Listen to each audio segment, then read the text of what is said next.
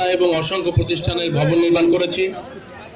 4টি সরকারি ডিগ্রি কলেজকে সরকারিকরণের চূড়ান্ত তালিকায় নিয়ে গেছে। 2টি মাধ্যমিক বিদ্যালয়কে সরকারি চূড়ান্ত তালিকা। পানির ব্যবস্থাকে সেভাবেই দমকল বাহিনী এখানে সজ্জিত হয়েছে। 4 উপজেলায় 4টি মুক্তিযোদ্ধা কমপ্লেক্স হয়েছে। এখানে মুক্তিযুদ্ধ যথাযথ মর্যাদায় যেন তাদের একটি অফিস পায়, তাদের একটি বসবার জায়গা পায়, সে ব্যবস্থা করে দিয়েছে ইতিমধ্যেই। 4টি হসপিটালকে 33 শয্যা থেকে 50 শয্যায় উন্নীত করা হয়েছে।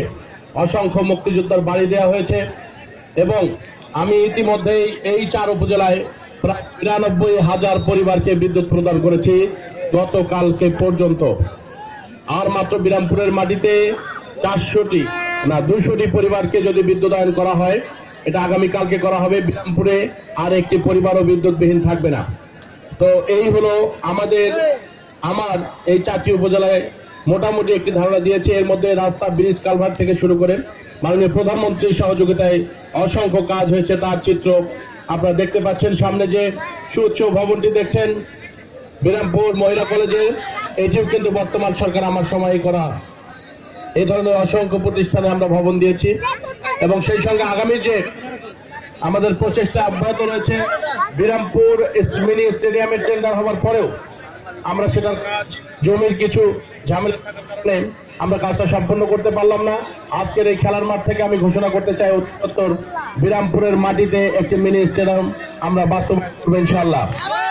এবং সেই সঙ্গে আরো যে কথাটি বলতে চাই, অনেক গ্রাম অঞ্চলের যদিও বা কাঁচা রাস্তা রয়েছে, আমি সেই সমস্ত রাস্তাঘাট জননেত্রী শেখ হাসিনার সহযোগিতায় আগামী সময়ের মধ্যে ইনশাআল্লাহ আমরা বাস্তবায়নের পরিকল্পনা গ্রহণ করেছি। অনেকাংশেই তা সম্পূর্ণ হবে। আমি আর কথা না বাড়িয়ে, যেহেতু খেলা শুরু হয়ে গেছে,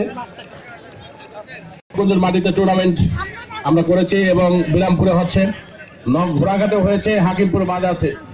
আপনারা ধারাবাহিকভাবে এই খেলা শুধুমাত্র ফুটবল নয়, ক্রিকেট, ভলিবল, ব্যাডমিন্টন থেকে শুরু করে আমরা যত প্রকার হাডুডু থেকে শুরু করে গ্রাম বাংলার যত ঐতিহ্যবাহী খেলা আছে আমরা পর্যায়ক্রমে অন্তত পক্ষে উপজেলা এবং ইউনিয়ন বিভিন্ন অঞ্চলে করার চিন্তা ভাবনা গ্রহণ করেছি।